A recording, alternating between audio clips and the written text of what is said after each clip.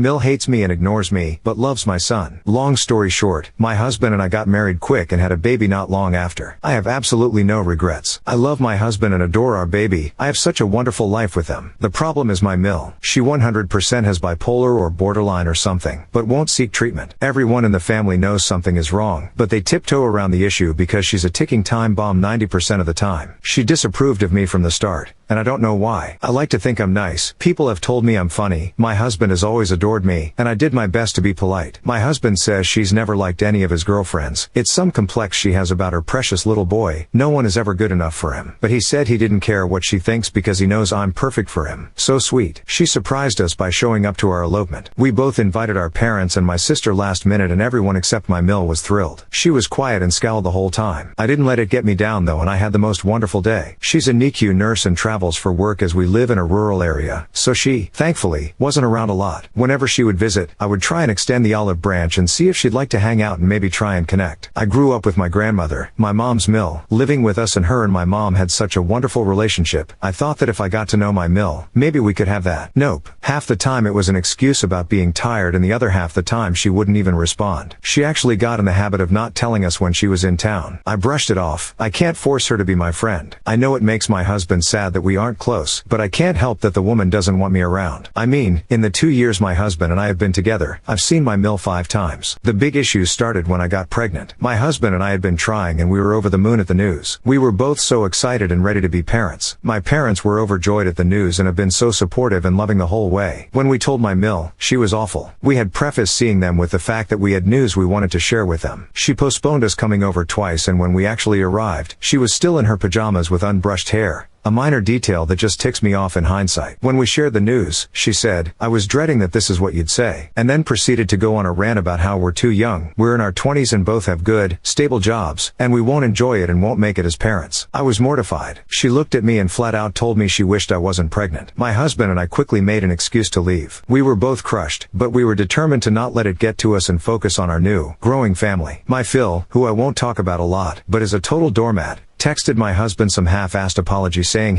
my husband's, mom needed time. After about a month, she sends me a long-winded text that was less of an apology and more of an excuse. She brushed over her cruel words and said she was simply blindsided by the news and now is so excited to be a grandmother. I didn't respond. The next interaction came on the 4th of July. We told them I was pregnant in April. I was several months along and was so hungry all of the time, but the smell of cooking meat would make me so sick. It was awful. Also, I have celiac disease, so I'm used to bringing my own alternatives to people's houses to accommodate my food restriction. My in-laws, Sil, who lives in Arizona, many hours away from where we live, and a couple of Sil's friends were in town for the 4th. My parents invited us to their house for the 4th and we happily accepted. In-laws never reached out to us about plans. My husband texted them the day before to see what their plans were, and Phil set a barbecue and they wanted us to come. My husband asked what food would be served. With my dietary restriction, the only thing I could eat would be a plain hamburger patty, but I was worried it would make me sick with the pregnancy. My husband, I didn't ask him to do this. He was just in protective of my pregnant wife mode, asked if there was anything I could eat. Mil responds by saying she didn't really think about me and was more concerned with catering to my Sil's friends. My husband asked if we should bring some food for me and they said no, that the barbecue was supposed to be a special thing and they had some chips I could snack on. Keep in mind, I'm 4 months pregnant at this point and my choice was a whole meal that my parents made that I could eat, or chips. I texted my Mil and politely declined the invitation and told her that in the future if she wanted me to attend events centered around food, to please either provide something I could eat or give me some notice so I could get some food together for myself. She lost it. She didn't respond to my message, which my husband agreed was appropriate and polite, but texted my husband non-stop about how I was so cruel and cold to her and how I ruined her holiday. I texted her saying that if she's upset with me, she can talk to me about it, not my husband.